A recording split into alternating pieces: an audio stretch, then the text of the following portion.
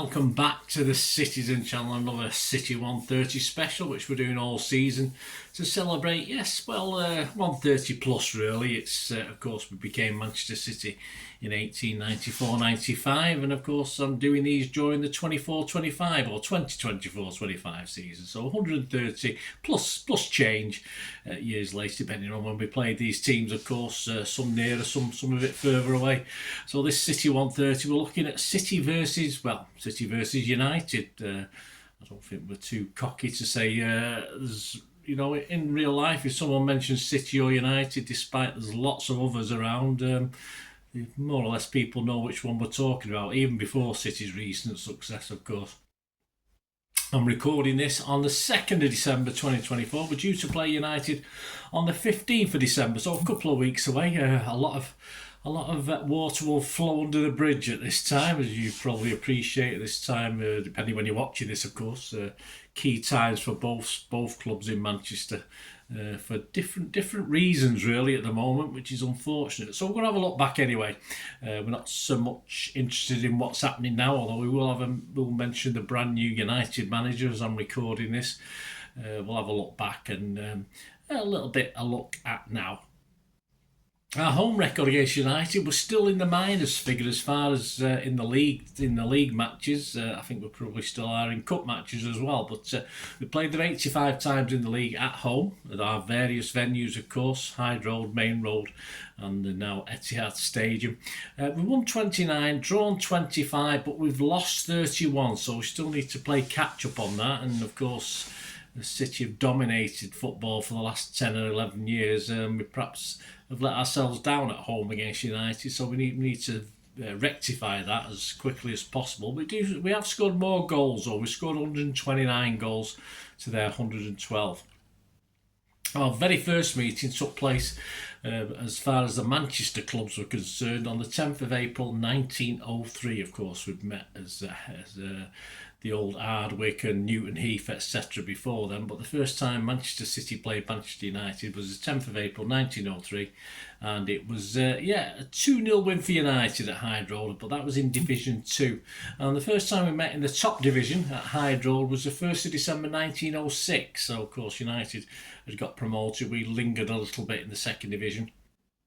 And that one was a 3-0 City win, so we'll have a look at this a bit more in a little while. Of course, first, before we do that, what we're going to do is look at a man who perhaps connects both clubs, equally well, and is equally well regarded at both clubs. We're going to have a look at a certain guy called Matt Busby, of course, who was a player for City and a legend manager for United. And yet it's arguably been a bit downhill for United as far as managers are concerned, although we'll have a quick word about their most recent one, who looks like a decent bloke so far, but he's only been there a couple of weeks, so time will tell. But as far as Matt Busby, great respect from, of course, City, because he played for us, and also United because he was the manager, and City still, a level of respect even as he was manager of United as well. As a player for City, Matt Busby played for City from 1928 to 1936, scoring 14 goals. That wasn't his main job. He scored 11 in the league and 3 in the FA Cup in 227 appearances. They were broke down by 202 league appearances, 24 FA Cup appearances, and 1 Charity Shield appearance. Busby signed with City on February 1928 at the age of 18, and he had a 1-year contract for £5 a week. Doesn't sound a lot now, does it? But this contract included an option for Busby to leave at the end of the season if he wanted to emigrate to the United States with his mother. It didn't happen. £5 a week was far too much to risk emigrating to some backward, no-mark foreign country across the pond, so he stayed put. His debut was a home game at Main Road against Middlesbrough on the 2nd of November 1929. We won that one 3-1. And he wore the number 10 shirt for that game. The attendance that day, 33,302.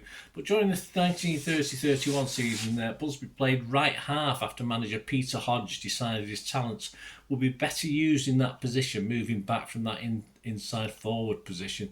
Busby reached the FA Cup final twice with City in consecutive years, 1933 and 1934. A defeat in 33 became a win in 34 as we beat Portsmouth 2-1, of course. His final game was again at Main Road against Preston North End on the 22nd of February 1936. A crowd of 41,415 were there. It sadly though was a 3-1 loss, but he finished his City career wearing the number, or the more popular number 4, and he was transferred. We didn't like it at the time. Though those there, not me, I wasn't around. I'm far too young. He was transferred to Liverpool for £8,000, but of course his career was then interrupted by World War II. As a manager at United, in December 1945, he was appointed manager of United and came back to Main Road until 1949. Why, you ask? Well, of course, the Reds played all their home games at our place because we were very kindly lent it to them. One of the worst decisions we've made in history, but that's another vlog altogether. And of course, they played there while Old Trafford was repaired after the bomb damage during the war. And over 24 years, he steered the club to 5 English League and 2 FA Cup victories, and of course that's something called a European Cup in 1968. The same season, of course, we won the division title. He retired at the end of the following season, staying on as a director. He did, though, return to take over footballing matters briefly in season 1970-71. He'd also taken charge of Scotland and Great Britain football team, so well respected, as you know. And of course he died sadly at the age of 84 on the 20th of January 1994 at the Alexandra Hospital in Cheadle. Matt Busby. Let's go back to that first City win in Division 1 on the 1st of December 1906. An estimated, because that's all they ever were in those days, 40,000 crammed into Hyde Road, pretty much the maximum. And of course it was a harrowing time for the Blues after receiving an FA ban that decimated the club. Sound familiar? On and off the pitch pre-season, a new manager, Harry Newbould, had seen the potential in City in the club, which had one of the largest fan bases in English football, and he took up the manager's role, bringing in much needed new players by, any means possible. Ernest Mangnall, a future City manager, was actually the guy in charge at United at the time. So I'm going to go over to Gary James, that legend historian for City, Dr. Gary James, of course, who reflected on this meeting in his book Manchester, the City Years. So we'll just have a quick look at what Gary had to say. On the 1st of December, the Blues faced newly promoted United in the first derby match for over 3 years. This was also the very first Division 1 Manchester derby match ever staged. Both sides had found the First Division a struggle so far that season, with United on 14 points from the same number of games and City on 9 points. The First Division 1 derby was eagerly awaited. Football fever raged in Manchester this afternoon. I never saw such unbounded enthusiasm in the city. Starting at Cromwell's monument, there was a continuous stream of vehicles right away to Hyde Road, and pedestrians in similar processions. 5 in a hansom cab was no uncommon sight. With the backing of a noisy 40,000 crowd providing receipts of £1,100 at Hyde Road, City wanted to prove that even without Meredith and co, they were still the dominant Manchester side. According to the Manchester Guardian, when the Blues entered the field, a roar rose that will ring in sensitive ears for a week. In an exciting match, the Blues satisfied all their fans with a convincing 3-0 victory. The City stars that day included Billy Lott-Jones, who scored a stylish goal after 20 minutes.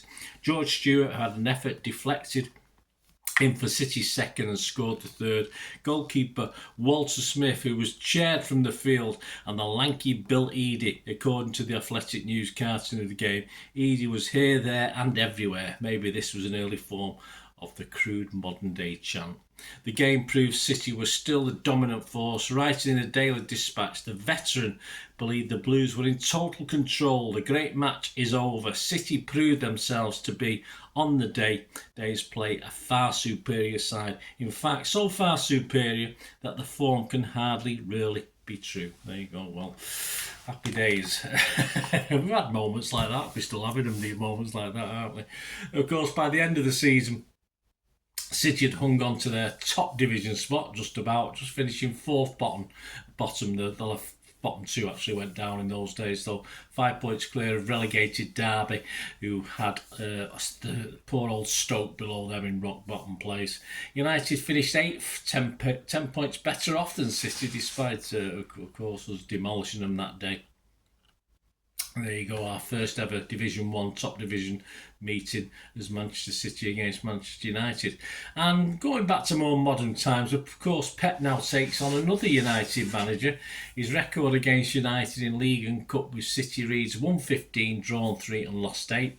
And his latest manager challenge is, of course, a certain guy who was linked with City not so long ago, a Ruben Amorim, who played against Pep just last month, and we know about that one, don't we? November 2024, his old team Sporting CP Lisbon, whichever you want to call them, stuffed us 5-1, so it's not really what Pep wanted at that stage. Amorim's club manager achievements so far: with Braga in 2019-20, he won the Taça da Liga, a sort of league cup involving clubs from the top 2 divisions of the Portuguese league. And then with Sporting, he won the top division, the Primeira Liga 2021 and 23-24, and he won the Taça da Liga again in 2021 and 21-22, and he won something called the Super Taça Candido de Oliveira in 2021. It's like a Super Portuguese Cup that's played between Sporting and his old club Braga at the time, so he's done okay. And on the 1st of November, United appointed Amorim on a contract running until 2027, and that he would begin his tenure at the club on the 11th of November. Amorim's debut match was a 1-1 away draw with Ipswich Town on the 24th of November. 4 days later, he secured his first win, 3-2 as United manager against the mighty Bodø Glimt in the UEFA Europa League league stage. And at the time of this vlog, he has just led United to a 4-0 Premier League win over the also mighty Everton. Have they finally found their chosen one? Answers on a postcard. There you go, guys. Hope you enjoyed this little City United 130 special. There'll be more, of course, throughout the season. We'll do a United versus City version when we have to play them at Old Trafford, of course. So I hope you enjoyed it. I hope you found it informative. And please, if you are new to the channel, you're not already subscribed, please push that subscribe button, push the bell notification. All these vlogs are coming out, everything City past, present, and as long as I can keep going. So it'd be great to have you on board. Spread the word if you can, guys. All your support's much appreciated. And if you do look through the channel for City stuff, you'll also find a big sprinkling of film and TV stuff as well. So if you're ever interested in that, or you know somebody might be interested in that who's not interested in the football, give them a kick in my direction. And we do accept support for the channel. I'm trying to obviously build the channel as much as I can. And so if you want to find ways of helping me and helping the channel, please stay tuned. I hope you enjoyed the feature, and yeah, if you can support me through the subscription, if you can subscribe, guys, that'd be wonderful if you've not already done so. We do actually have memberships at the moment, just 99p a month, so you get access to all my City stuff, including all the history vlogs, dozens and dozens not been published yet that you get immediate access to, and every time I do a edit and do a vlog, you get immediate access to it as well. So you can have a copy of scripts as well if you want any hard copy of the sort of things I do on matches and teams and managers and players, etc, etc. So if you can join the membership, that'd be wonderful. We do have sponsors at the moment. Kippax 6505 are our current sponsor. They have a little eBay shop, so if you check in the comments section, there's a link there to the shop. They sell movie posters from the 90s and 2000s. They sell DVDs, some classic Hollywood movies, some classic foreign language ones. And if you do see anything you fancy on there, if you do place an order, just mention me, just say Bernard sent you, and you automatically get 10% reduction in the cost of your order. So fill your boots, guys, and my thanks to Kippax 6505. And yeah, if you want to support the channel just by watching the ads, that helps. You know, watch the ads, let them play through while you just have to check your phone or something, let it play out. And of course, if you follow any of the links, that always works as well. You know, if you follow a link to one of the ads and you fancy something, I've done it myself. I've followed a link and actually purchased something from another organisation. But you know, it can happen. It can happen. Not all ads are stuff you're not interested in. And of course, if you can give us a like, guys, that would be absolutely fantastic. All likes are much appreciated. Anyway, thanks for watching. Until the next time, of course, I only ever ask one thing, don't I? Please, I ask you all to stay safe, especially you Blues. Until the next time, come on, City. Bye for now.